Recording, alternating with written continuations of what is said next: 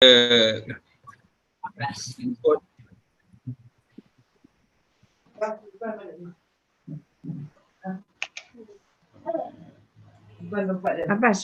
Kita jemput Ustaz Saizat untuk membacakan doa. Dipersilakan.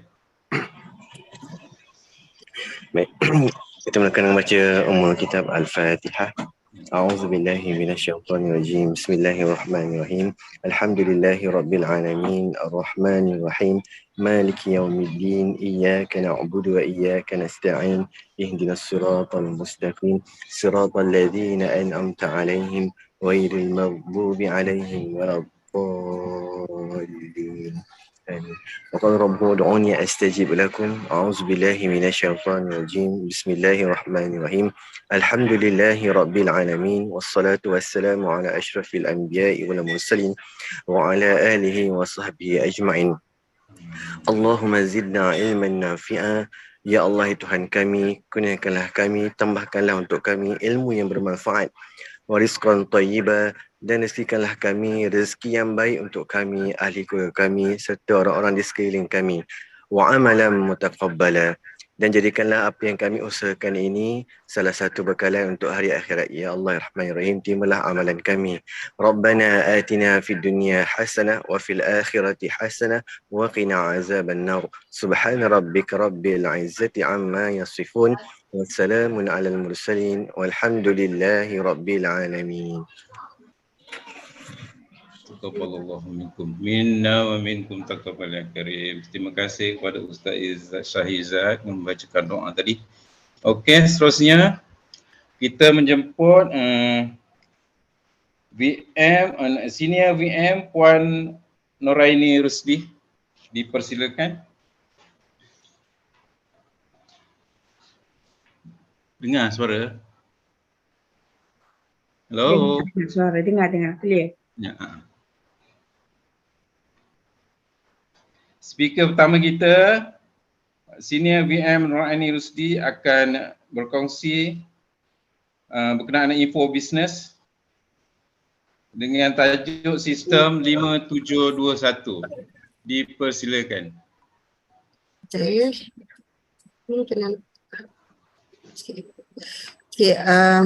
Bismillahirrahmanirrahim. Assalamualaikum warahmatullahi wabarakatuh. Terima kasih kepada MC Cik Abbas. Tahniah ya Cik Abbas sebab pertama kali mengambil cabaran untuk menjadi MC. So you are next, you are closer to success.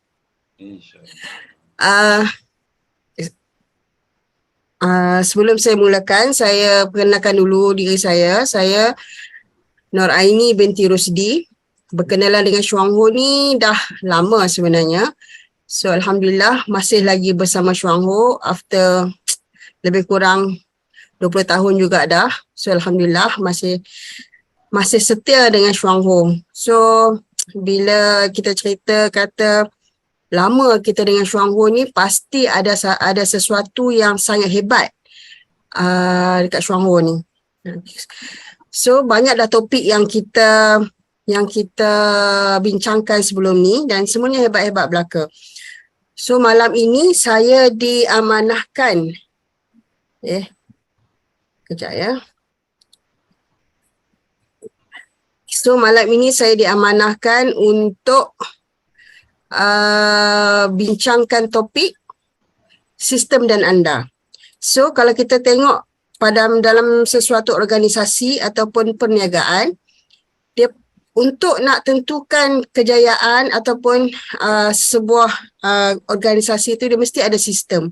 Macam tu juga dengan Chuang Ho. Untuk dia memastikan perjalanan perniagaan ini lebih, orang kata apa, lebih lancar, dan kita juga, dan ia juga sebagai satu guideline kepada semua pengedar-pengedar supaya kita ni tak tergelincir daripada landasannya. Chuang Ho juga menyediakan kita satu sistem yang sangat hebat. So sistem ini dia kata sistem dan anda tajuknya, dan sistem ini adalah sistem 5721. So ini adalah yang kali ketiga saya rasa saya present untuk tajuk 5721 ni. Okay. So kita teruskan. Okay. Untuk sistem 5721 ni, 5 ni adalah prinsip utama dalam perniagaan Chuang-Ho. Apa dia? Yang pertama tu adalah membincangkan idea baru dengan upline. Maksudnya, pada mana-mana pengedar yang baru sahaja join Chuang-Ho, biasanya kalau orang yang baru saja bersama-sama Chuang-Ho ni, bila dia dengar saja presentation, bila dia dengar saja perkongsian, dia akan rasa sangat teruja untuk nak menjalankan perniagaan ni. Jadi, kebiasaannya akan macam-macam lah idea baru yang dia fikirkan untuk dia nak jalankan perniagaan Chuang-Ho ni. So, apa sahaja idea baru yang dia nak jalankan, dia perlu membincangkan dengan upline dia dulu. Sebab upline adalah orang yang lebih lama dengan Chuang-Ho, jadi dia lebih faham dengan sistem-sistem yang ada dalam Chuang-Ho. Sebab ada beberapa orang panggil Chuang-Ho ni dia ada orang kata apa, dia ada sesetengah cara tu dia tak benarkan. Sebagai contoh ya, kalau kita ada contoh downline yang baru tu, means pengedar yang baru tu, dia ni mungkin orang yang ada duit. Kan, jadi dia pun merancang lah, dia kata okey lah, ada satu pasaraya besar, dia nak sewa satu booth, okey, dia nak pamerkan semua produk Chuang-Ho ni kat situ. So pada dia itu adalah idea yang baru. Jadi idea dia tu dia kena bincangkan dulu dengan upline, sebab kita bimbang jika tersalah cara dia akan menyebabkan keahlian dia dengan Chuang-Ho boleh ditamatkan. Okey? Itu. Yang kedua, jangan menyebarkan sentimen negatif kepada downline. Ini pun sangat-sangat bahaya kalau ada dalam organisasi. That's why di awal-awal lagi Chuang-Ho dah remind kita, dah ingatkan kita supaya jangan sesekali menyebarkan sentimen negatif kepada downline. Okey? Sebab downline belum faham. Okey, contohlah ya. Kita makan produk Chuang-Ho, kita akan kebanyakannya akan kita pasti akan ada contoh macam kita panggil apa ni, reaction. So ada setengah tu mungkin reaction dia agak berat kan. Jadi kalaulah kata kita ni bersemang dengan downline baru, benda tu tak negatif sebenarnya, tapi mungkin cara kita sampaikan benda tu boleh jadi satu benda yang negatif juga. So orang pun jadi takut juga kan. Jadi jangan sesekali kita nak sebarkan apa juga sentimen negatif tu kepada downline kita. Okey? Yang ketiga ni, jangan sesekali bebankan ataupun mengganggu upline atau downline anda. Okey, yang ni pun Chuang-Ho juga tekankan, jangan sesekali bebankan. Maksud bebankan tu macam mana? Janganlah kita ni dah teruja sangat nak buat bisnes Chuang-Ho sampai tak boleh tidur. Kan? Jadi tengah-tengah malam pukul 1, pukul 2 kita telefon upline. Sebab apa? Nak bincangkan, nak tanya, nak itu, nak ini kan. Jadi seeloknya janganlah kita ganggu upline ataupun downline kita di lewat-lewat malam kan. So kalau ada pun nak berbincang, tunggulah esok pagi kan. Okay. Yang keempat, Chuang-Ho sangat-sangat juga menekankan apa dia? Yang keempat ni, elakkan melibatkan diri dalam konflik keuangan. Konflik keuangan ni sebenarnya sangat-sangat bahaya kalau kita tak jaga. Sebesar mana pun organisasi tu, kalau ia melibatkan keuangan, dia boleh runtuh, dia boleh ranak. Okey? Sama juga dalam kita buat perniagaan Chuang-Ho ni. sebesar mana pun network kita, tapi jika sekiranya melibatkan konflik kewangan, pasti akan timbul keadaan yang tak best. Jadi di awal-awal lagi sebenarnya Chuang Ho dah remind kita, dah ingatkan kita, okey, supaya jangan sesekali melibatkan diri dalam konflik yang macam ni. Contoh nak pinjam stok dekat upline.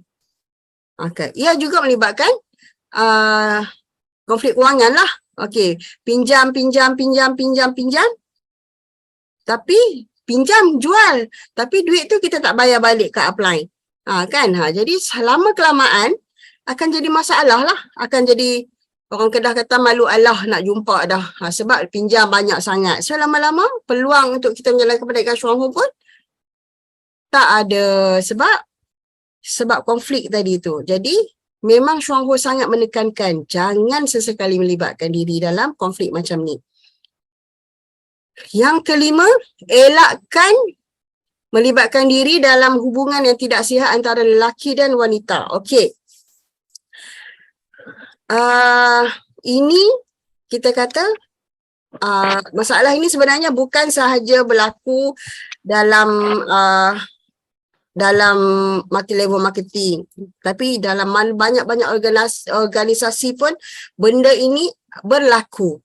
Tapi hebatnya Chuang Ho ni, bagusnya sistem Chuang Ho ni, dia dah ingatkan kita awal-awal jangan libatkan diri dalam hubungan yang tak sihat macam ni. Contoh, saya upline, saya nak pergi buat session dengan downline saya laki-laki. Okay, kalau saya nak pergi berdua, lebih baik kalaulah kata saya bawa siapa-siapa untuk pergi bersama-sama saya. Kenapa? Sebab nak elakkan fitnah ni yang berlaku. So benda ni kalaulah kita tak jaga daripada awal, kan? Sebab bahaya juga. Kita keluar upline, downline, lelaki, perempuan, kan? Lepas tu upline mungkin suami orang, downline mungkin isteri orang, kan. Jadi kalaulah kita tak jaga benda ini, kita tak bendung awal-awal, benda ini dia akan, orang kata apa, menjadi satu masalah nanti dalam kita nak mengembangkan network kita. Jadi kita tengok Chuang Ho, dia di awal-awal lagi sistem dia, 5 perkara awal yang dia tekankan kepada kita tu sebenarnya sangat-sangat hebat cara dia fikirkan supaya kita ini dapat awal-awal lagi boleh elakkan. Okey. Apa matlamat kepada 5 prinsip utama ni? Okey, dia bukan saja-saja nak menyusahkan ataupun tak nak, orang kata apa,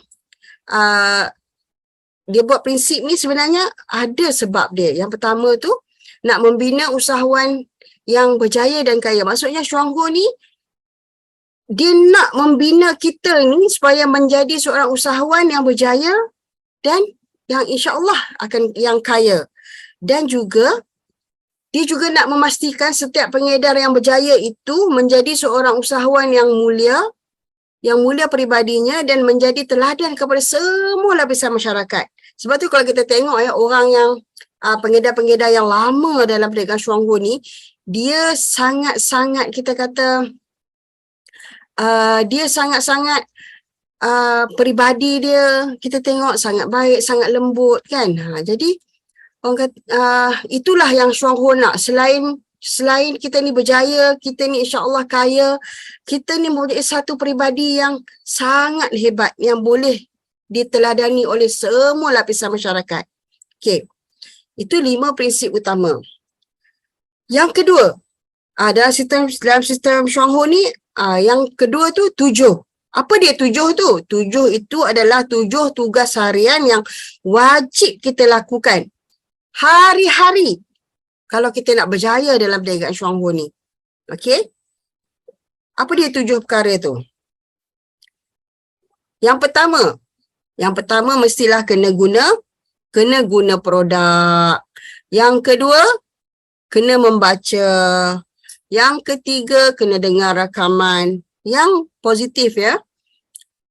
Yang keempat, kena hadir meeting. Okey, semua 4 perkara ke atas ni kita kena belajar. Okey? Kita kena belajar. Lepas tu, yang kelima dia apa? Hubungi upline. Yang keenam, kongsi produk. Kongsi kebaikan produk ni dengan sesiapa saja. Yang ke-7, kongsi peluang perniagaan. Okey. Yang tiga yang akhir ni adalah ambil tindakan. Maksudnya tadi yang 4 atas kita belajar, yang lagi tiga tu adalah tugas kita sendiri juga kena ambil tindakan. So itu baru sikap yang betul untuk 7 tugas harian yang kita kena buat hari-hari. Okey, apa dia yang pertama? Guna produk. Guna produk tu mesti guna dengan serius. Tak naklah guna produk tu kejap guna minum kopi, kejap minum, kejap tak minum, kejap minum kopi CEO, kejap minum kopi tak apa-apa jenama kan. So tak nak. Mesti guna dengan serius sehingga kita dapat pengalaman tu sendiri. Contoh kita minum kopi tu sampai kita rasa sedapnya kopi tu. Okey, bila kita bancuh pun kita boleh bau kopi tu kan. Kita boleh bezakan bau kopi sebenarnya. Kalau kita betul-betul guna dengan serius, kita boleh bezakan kopi CEO punya bau dengan kopi 3-in-1 yang lain. Kalau lah kata kita duduk dalam kawasan yang tertutup, yang beraircon, okey, kalau ada kelik kita bancuh kopi lain lah, 3-in-1 lain, kita boleh bau dia. Kan? Kita boleh bau dia, oh ini kopi ni, kita dah boleh bezakan. So, kita guna serius tu sehingga kita boleh rasa perbezaan dia dengan produk-produk lain. Lepas tu, kita guna sampai nampak keberkesanan produk tu. Okay, kita kena, orang kata apa? Kita boleh, contoh minum kopi, orang kata, kan? Okay, sampai kita dapat satu nikmat daripada bila kita minum kopi tu. Kita juga kena percaya dengan kesan daripada produk yang kita gunakan. Lepas tu, kita akan guna produk Shuanghu ni walaupun tidak menjalani perniagaan Shuanghu. Maksudnya, kalau kita ni nak jadi pengguna je, kita kena guna je lah produk Shuanghu ni. Tapi percayalah, kalau kita tak berhenti guna produk Shuanghu ni, suatu hari nanti secara tak sengaja, kita akan terjerumus dalam perniagaan Shuanghu. Sebab apa? Sebab katalah kita guna ubat gigi. Kita guna ubat gigi. Sekali ada kawan kita, klik kita cakap, kak sakit gigi lah. Dia berkongsi masalah-masalah dia. Secara tak langsung, kita mesti akan cakap, gunalah Greenzy. Kan? Tapi kalau kita guna produk tu secara main-main, okey bulan ni ala beli Greenzy, bulan depan beli tak apa-apa jenama, lepas tu beli 3 bulan pula baru guna Greenzy. Macam tu, kita belum lagi menjalankan sistem Shuanghu yang 7 tu. Okey? Yang kedua, baca buku. Ini pun penting. Sebab kita kena baca, kita kena membaca supaya kita dapat ilmu lah, okey. Pilih bahan bacaan yang produktif. Maksudnya macam mana? Kita dalam industri multi-level marketing yang apa tu? Yang memasarkan lah kita kata, yang memasarkan berkaitan dengan kesihatan. Of course, bahan bacaan kita tu yang first mestilah berkisarkan kesihatan. So, kena ambil tahulah sedikit pasal kesihatan ni. Kan contoh kita demam. Okey, kenapa kita demam? So, kita cari tahu kenapa. Ataupun sembelit. Apa dia sembelit tu? So, kita cari tahu. So, macam mana kita nak dapat semua ilmu-ilmu tu? Kena membaca. Membaca ni tak kisahlah. nak baca daripada buku ke, surat khabar ke, majalah ke, daripada internet ke, boleh baca asalkan kita membaca benda-benda yang berkaitan dengan perniagaan kita. Kita juga boleh baca tentang industri MLM. Kenapa kita kena baca tentang industri MLM ni? Sebab kita kena tahu hebatnya industri ini. Macam besarnya industri ini. Luasnya industri ini. So barulah kita akan rasa hebatnya bila kita berada dalam industri ini. Okay. Yang kedua, bahan bacaan yang sesuai untuk kita baca adalah pembangunan diri. Benda ni sebenarnya memang sangat-sangat perlu sebab dalam kita menjalankan perniagaan Syuangho ni, ada kalanya kita sendiri akan rasa sangat-sangat down. Tapi bila kita ada selalu membaca benda yang positif tentang pembangunan diri, so benda ni kadang-kadang boleh membantu kita untuk kembali bersemangat. Okey? Kita baca tu sampai kita faham kandungan dia. Janganlah kita baca sekali lalu je. Okey. Baca okey. So baca sampai kita faham. Contoh kita baca pasal kesihatan. Pasal sembelit contohnya. Kita sambil bersembang je pun kita dah boleh cerita. Kalau kita tak tunjuk masa tu contohlah kita tak ada handbook apa kat tangan kita. Bila jumpa siapa-siapa pun dia bersembang dengan kita, kita boleh kongsikan orang kata apa, hasil daripada pembacaan kita tu. Kita boleh kongsikan, kita kongsi je. Ini yang contohlah kita tahu, okay, ini yang saya baca.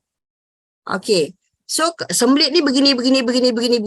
Kalau nak lagi faham, cari kat sini.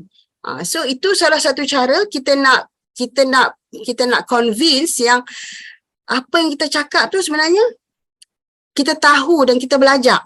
Okay. Yang keduanya, baca dengan tujuan untuk mengajar dan menyebarkan maklumat. Okay, yang berguna. So, kita baca tu dengan niat ilmu yang kita dapat tu kita nak kongsikan. Lepas tu yang ketiganya, sebagai teladan kepada downline supaya memupuk tabiat membaca. Sebab di kalangan rakyat Malaysia ni, kita adalah antara yang paling malas membaca.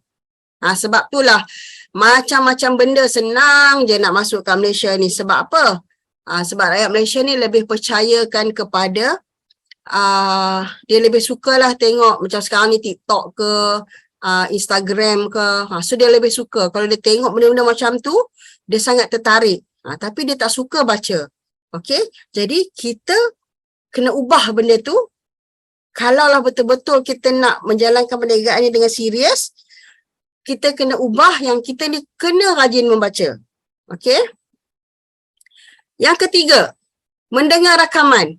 Mendengar rakaman ni, pilihlah rakaman yang produktif. Okay?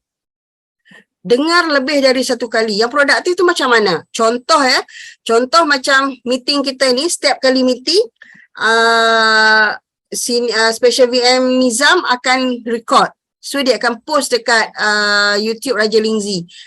Jadi dengar hari-hari kita dengar, ataupun kita dengarlah apa saja rakaman yang boleh membina, contoh yang motivasi ke, kita kena dengar supaya orang kata apa, ia menjadi satu, bila kita dengar banyak kali ni, sikit sebanyak apa yang kita dengar tu kita akan ingat. Okey?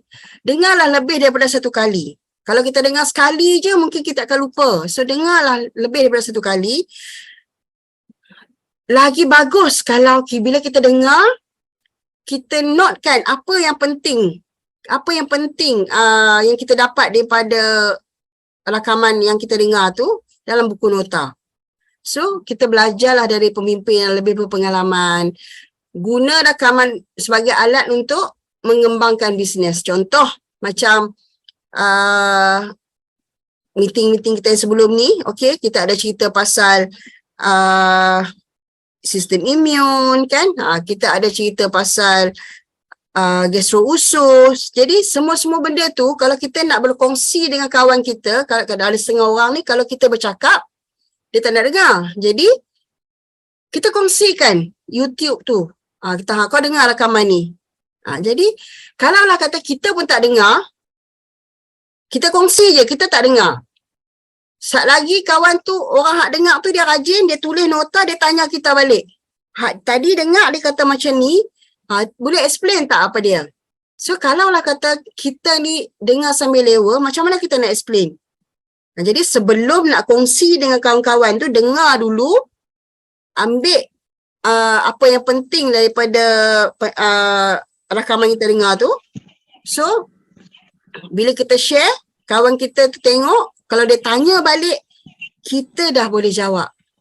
Okay, tu dengar rakaman. Okay, kalau dengar rakaman ni boleh je sambil-sambil drive kan. So kalau yang office tu jauh, bolehlah. Boleh sekali pergi office, pagi boleh dengar satu rakaman. Balik boleh dengar satu rakaman. Kan?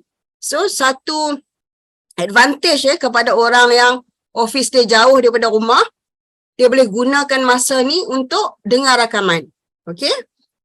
Yang keempat, hadir meeting. Hadir meeting memang agak susah. Orang kata agak susah.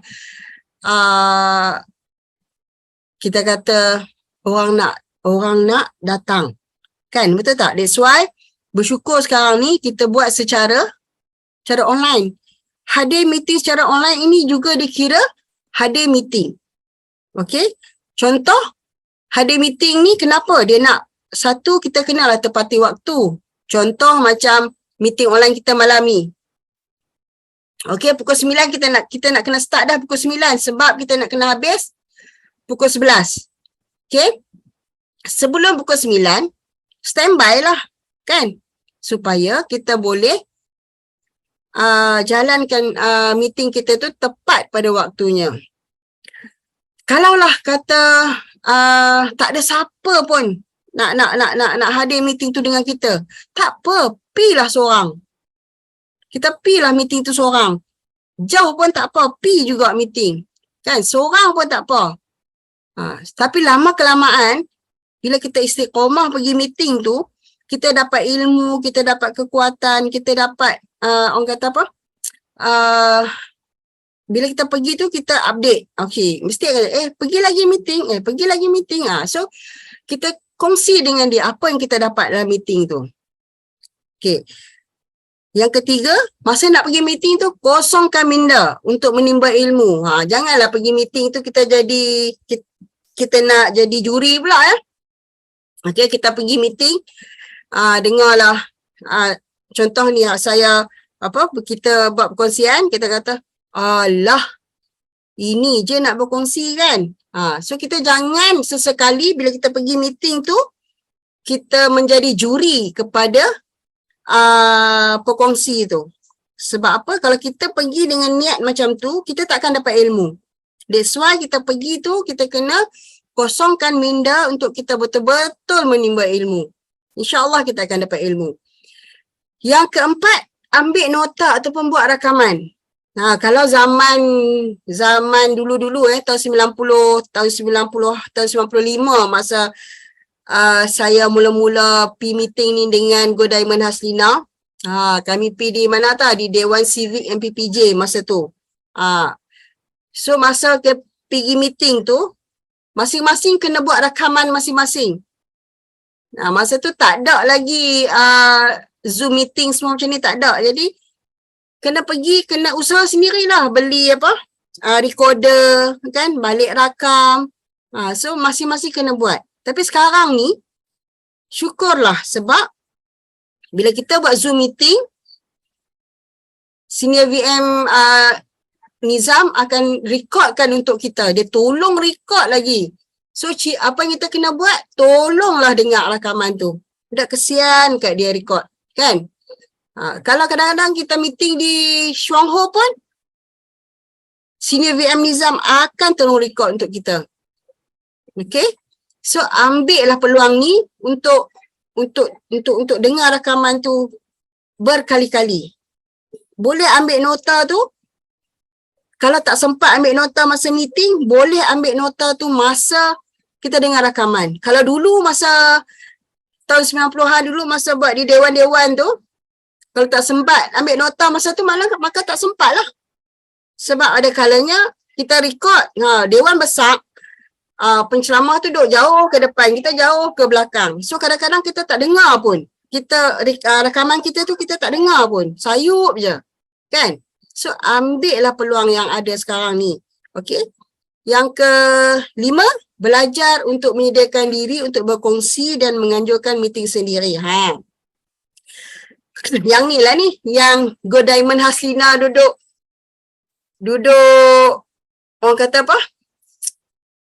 Bunyi, kita kata orang Kedah kata duk bunyi ni, hak ni lah ni kan.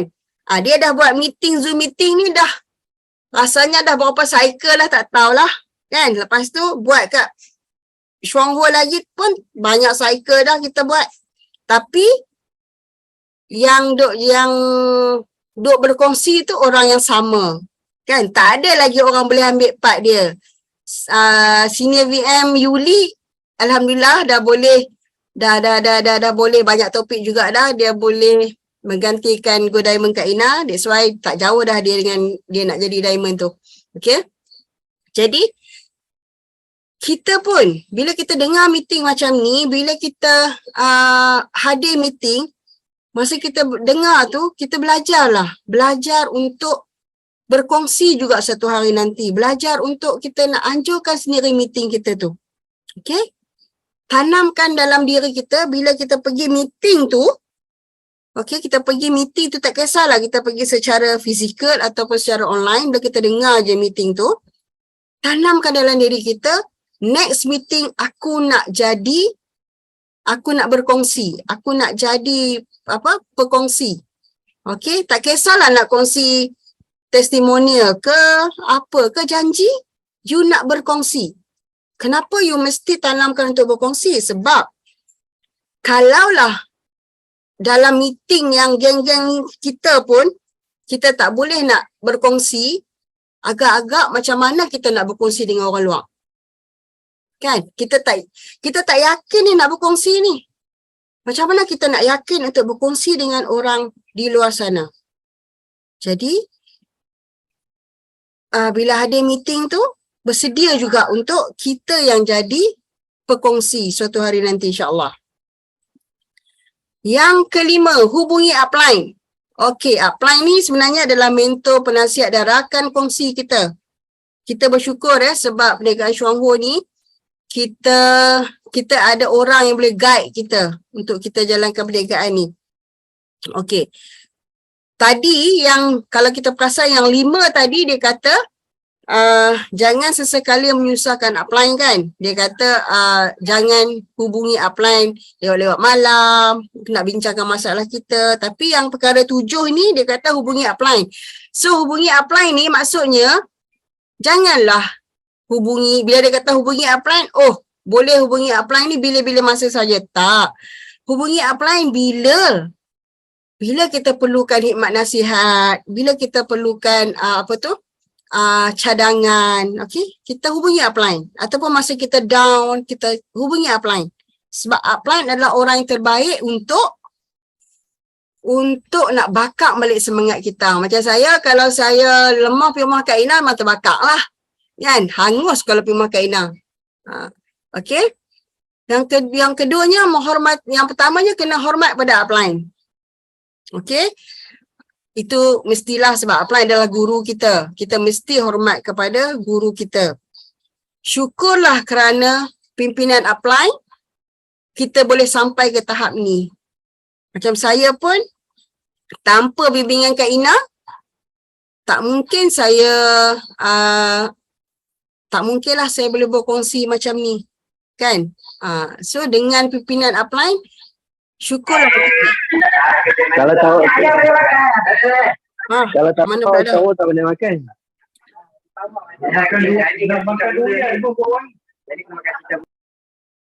Okey. Sekejap lah. Okey. Okey. Syukurlah dalam perniagaan Shuanghu ni kita ada upline yang boleh guide kita. Bila kita hubungi upline, bukanlah kita melaporkan aktiviti. Okey. Tapi untuk dapatkan bimbingan. Contohlah Bila kita hubungi upline tu bukan kata kita jual green tea satu, kita call upline. Hello upline, Kak Ina ni saya boleh jual green tea satu. Kan, janganlah macam tu. Kan, tapi kalau kita, okey Kak Ina, hello, saya ada kes gini. Boleh tak Kak Ina bantu saya berapa dosage yang saya nak bagi? Itu yang sepatutnya bila kita hubungi upline. Bukan melaporkan apa yang kita buat. Okey, kita jual green tea satu, kita jual green tea satu, kita call bagi tahu. Kita boleh berkongsi dengan kawan kopi, kita call bagi tahu. Kan? Kita tak nak melaporkan, tapi kita nak bimbingan. Contoh, kita kongsi kopi dengan kawan. Kita kongsi-kongsi tapi ada benda yang menyebabkan kawan kita tu reject. So kita call upline. Okay, tadi saya berkongsi gini. Kawan saya tak boleh terima. So agaknya di mana salahnya. So upline akan bimbing kita dengan cara yang betul. Lepas tu bila kita hubungi upline ni, kita mestilah ada minat dan keinginan untuk belajar. Janganlah sebab upline takut upline kata kita tak buat apa-apa, kita hubungi upline. Tak ya. Kita mesti ada minat nak belajar sebab upline kita tu bukan kita seorang je yang dia kena tengok. Kan? Kita kena faham sebab dia ramai lagi orang yang dia nak kena bimbing. So kita kena menjalinkan hubungan yang erat dengan upline ni macam ahli keluarga kita. So kalau orang yang dah lama-lama dalam Shuanghu ni, kita rasa bila kita lama tak jumpa, kita teringat. Okay? Buat apalah dia kan, lama tak jumpa. So, kita dah rasa macam satu keluarga dah sebenarnya dalam perniagaan Shuanghu ni. Sangat bersyukur. Okay? So, yang ke berapa? Tak boleh bergerak pula. Okay, yang keenam. Yang keenam ni kongsi produk. Okay, bila kita dah guna produk, kita dah belajar, kita dah pergi meeting semua, kita dah tahu serba sikit pasal produk, kita dah ada maklumat tentang produk, kita kongsilah produk tu. Kita mesti berkongsi produk tu dengan bangganya dan kita percaya siri produk ni dapat membantu kesihatan rakan. Maksudnya, masa kita nak kongsi tu, kita janganlah takut-takut. Okay, bila kawan cerita satu masalah, kita tak okay. Cuba guna kopi ataupun cuba guna lactoberry. Kan? Lactoberry ni sangat bagus tau kalau kita ada masalah usus ke apa ke. Kita cerita dengan bangganya dan kita percaya sangat yang produk yang kita guna tu boleh membantu masalah kesihatan rakan kita. Dan kongsi tu mestilah dengan jujur. Jangan lebih-lebihkan keberkesanan produk tu. Macam mana? Kita kena jujur. Contoh kawan kita kata, aku ni ada masalah kanser.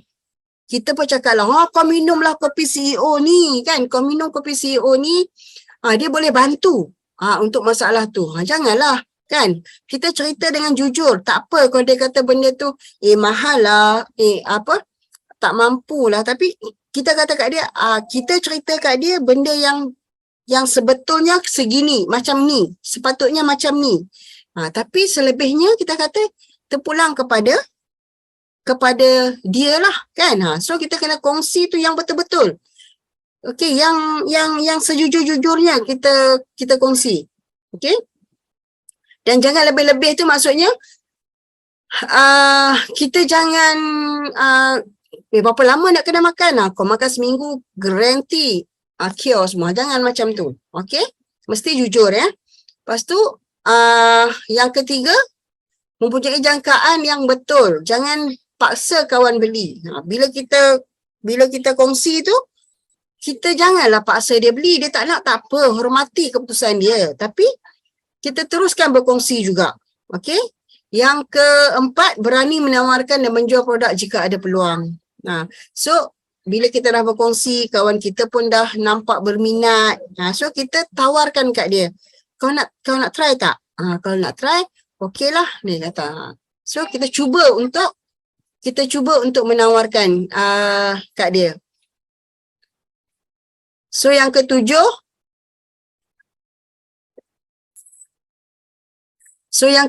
Kongsi peluang perniagaan. Kongsi peluang perniagaan ni macam mana tau? Kita mesti kongsi kepada dia kita kena kongsi persepsi yang betul terhadap diri dan perniagaan. Maksudnya kita kena kongsikan dengan dia, kalaulah dia bersama-sama kita dalam perniagaan Chuang Ho ni, apa yang Chuang Ho ni boleh tawarkan kat dia. Okey, kita mesti percaya, kita mesti bangga dan kita mesti yakin yang perniagaan Chuang Ho ni adalah bagus dan boleh mengubah hidup kita. Dan saya sangat yakin dan saya sangat percaya Chuang Ho ini boleh mengubah kehidupan saya. Sebab kalau kita nak tengok, kalau kita nak katakan, kita kata kita ni macam contoh macam saya kata, saya kalau saya tak buat perniagaan Chuang Ho ni, tak ditemukan dengan perniagaan Chuang Ho ni, saya tak boleh berada di mana saya berada sekarang. Okey. Jadi kita kongsikan apa yang Chuang Ho tu boleh bantu, apa yang Chuang Ho tu boleh ubah kehidupan kita, dengan syarat kita naklah, kawan kita pun nak. Okey.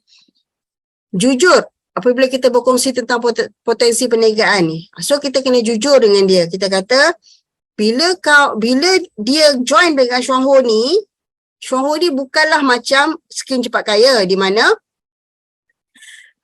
dia labur je, tunggu je dapat keuntungan. Tak, Chuang Ho adalah perniagaan yang dia mesti kena buat. Okey, dia mesti kena lakukan. Tidak dapat tidak. Maksudnya bila dia join je, umpama kata kat dia macam dia buka kedai burger, dia mesti kena buka hari-hari supaya perniagaan tu berjalan. Sama juga dengan Chuang Ho ni kata, kalau masuk member, okey, nak perniagaan tu berkembang, dia sendiri kena usahakan. Kena cerita dengan dia dengan jujur-jujurnya. Lepas tu berani menawarkan peluang perniagaan jika kawan ada keperluan. Okey, macam zaman sekarang ni, kita tengok rata-rata orang mencari pekerjaan, ada yang dah kerja tapi kena buang kerja, terpaksa berhenti kerja sebab masalah ekonomi sekarang. So kalaulah kita ni ada ilmu, okey, dan kita yakin, insya-Allah kita pasti berani untuk menawarkan peluang perniagaan tu kepada kawan kita dan kita boleh bimbing dia, insya-Allah. Okey? Dan kita mesti yakin dengan diri kita yang kita mampu bimbing kawan kita tu. Kita mampu jadi seorang orang kata apa? Upline yang baik kepada kawan kita, insya-Allah. Jadi itu 7 perkara harian yang kita kena lakukan. Okey. Kalau dulu kita ada, sekarang pun masih boleh guna, kita ada senarai semak untuk yang mungkin orang pengedar-pengedar yang baru, dia boleh gunakan senarai semak ni, senarai semak 7 aktiviti harian ni. Apa yang dia dah buat? Contoh kalau kat sini kau tengok kan, guna produk, dengar rakaman, baca buku, call upline, attend meeting, share produk, share business. Okey, ni adalah hari pertama sampai hari ke-30. Jadi kalau kita nak tengok kita buat ke tak, okey, hari pertama ni kita guna tak produk? Okey, katalah bangun pagi kita guna Green Z, lepas tu kita mandi pakai shower gel, shampoo rambut pakai scalp care kan. Lepas tu gosok gigi guna Green Z. Okey, kita dah guna, keluar dah beli mandi, kita pakai hair serum. Lepas tu kita guna, contoh kalau untuk muka, okay, kita guna Aquasense, set Aquasense, lepas tu kita minum kopi, makan linzi semua. Okey, kita dah guna produk. Lepas tu on the way nak pergi kerja, kita dengar rakaman. Okey, tik kita dengar rakaman. So baca buku. Okey, dalam satu hari tu kita baca tak buku pasal kesihatan ke, pasal motivasi ke, kita baca tak? Kalau kita baca, tik kita baca. Call upline, kita call tak? Kita call tak upline hari tu? So kalau call kita tik. Attend meeting, ada tak meeting kita attend hari tu? Contoh meeting kita attend ni, meeting tu tak semestinya meeting yang Zoom meeting ke, yang Kak Ina buat ke, yang kita one to one dengan bercerita dengan kawan kita juga dikira meeting. Contoh kita berkongsi dengan kawan kita pasal kebaikan produk pun dikira meeting. So kita boleh tik. Kita buat tak hari tu? Kalau kita buat, kita tik. Share produk ni, kita share produk ni bila kita jumpa kawan kita, share tu kita secara automatik kita share lah kan. Lepas tu share business. So kalau lah kata kita buat ni benda ni hari-hari, kita tik. Lepas tu cukup 30 hari, kita semak balik. Apa yang kurang. Kan, so kat sini dia ada cara pengiraan dia semua. So, boleh guna checklist ni. Ni untuk diri sendirilah, untuk kita. Okay? Sebab apa kita ada checklist ni? Untuk nak mendisiplinkan kita supaya kita buat 7 tugas harian ni. Sebab apa? Disiplin adalah jambatan di antara matlamat dan pencapaian. Kalau kita berdisiplin menjalankan perniagaan Chuang Ho ni secara betul macam mana sistem tunjukkan, insyaAllah matlamat kita akan tercapai. Kesimpulannya, tujuan dan maksud menjalankan 7 tugas harian ini adalah untuk mengingatkan kita supaya sentiasa berusaha memajukan diri demi mencapai matlamat dan kejayaan dalam hidup kita. Okey? Bukan 7 tugas harian ni bukan bermaksud untuk nak susahkan kita, tak sebenarnya. Tapi sebenarnya dia nak membantu kita untuk maju dan mencapai matlamat kita. Okey. Kita dah cover yang 5, 7 dan ini yang 2. Apa dia 2 tu? Prinsip mesyuarat sebanyak 2 kali. Okey, 2 kali sebulan. Apa tujuan dia? Okey, yang 2 kali ni sebenarnya apa tujuan dia? Untuk melatih bagaimana nak kendalikan mesyuarat yang berkesan, untuk melatih bakal pemimpin, untuk membolehkan pemimpin mengembangkan kebolehannya mesyuarat di rumah. Lepas tu, okey, perkara yang perlu dia buat sebelum mesyuarat. Pentingnya sediakan senarai nama ataupun prospek list yang nak hadir mesyuarat dia. Lepas tu, bagaimana dia nak sediakan senarai nama dan prospek list tu. Yang ni perkara yang sebelum mesyuarat yang dia kena buat. Okey? So, macam mana contohnya? Contoh kita. Kita ada satu downline A. So, kita pergi jumpa downline kita tu 2 kali. And then, kita bantu A tu untuk jumpa B pun kita pergi. Kita bantu A untuk jumpa B pun kita pergi 2 kali kita bantu. Kita bawa A tu pergi jumpa B. Dan A sendiri pun kena jumpa B tu 2 kali untuk bantu dia. Lepas tu, bila kita buat benda ni berterusan setiap daripada kita, okey, akhirnya A tu akan jadi seorang pengedar yang independen. Okey?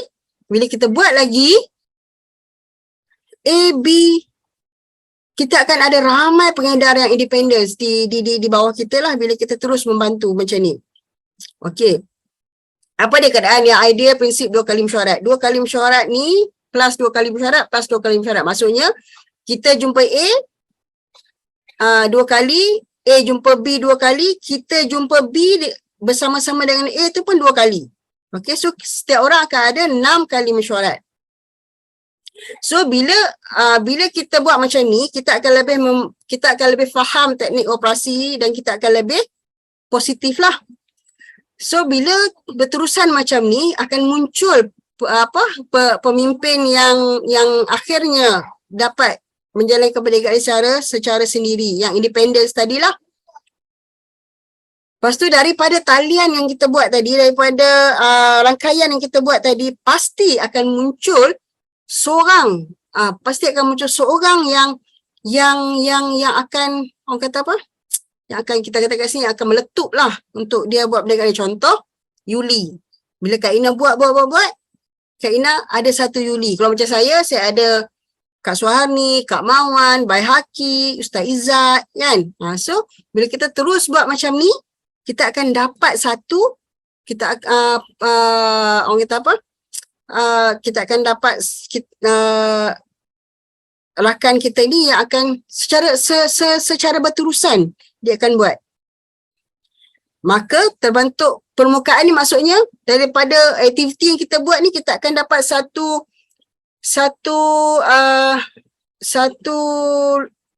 line yang orang kata apa? Yang akan terlahirnya pemimpin tu. So daripada situ lahirlah organisasi yang matang, insya-Allah. Okey, network yang stabil macam mana? Tetap tetap bergantung pada keupayaan kita memberi komitmen yang lebih baik. Yang baik pada leader. Maksudnya, komitmen kita kepada leader-leader kita tadi, yang kita lahirkan tadi. Lepas tu, networking business, downline berjaya, kita berjaya. Untuk downline berjaya, kita perlu bantu semasa proses dia nak kembangkan network dia. Contoh macam sekarang, apa yang Kak Ina buat ni, Go Diamond Hasina buat ni adalah dia nak bantu kita ni untuk kita kembangkan network kita. Dia nak bantu kita untuk bantu downline-downline kita ni untuk kembangkan network kita. So itulah yang kita kena buat dengan downline-downline kita. Okay, untuk nak kembangkan network. Okay, network stabil. Bila network kita stabil, pasti kita akan dapat masa, wang dan jiwa kita sangat tenang. So, dan kita tawarkan apa yang kita dapat tu pada orang lain. Untuk dia pun lebih sihat dan lebih tenang. Okay, di mana pada masa tu, apa yang kita tawarkan, wang, masa dan kesihatan tu secara serentak. Okay, yang last kali. Satu. Satu ni maksudnya fokus hanya kepada perniagaan Shuangho. Kenapa mesti fokus hanya kepada perniagaan Shuangho? Sebab katalah kita ni buat macam-macam perniagaan.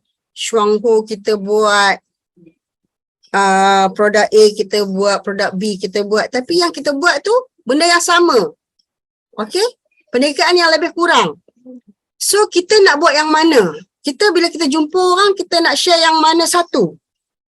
Kan? Ataupun kita ni sekejap buat A, sekejap buat B, sekejap buat C.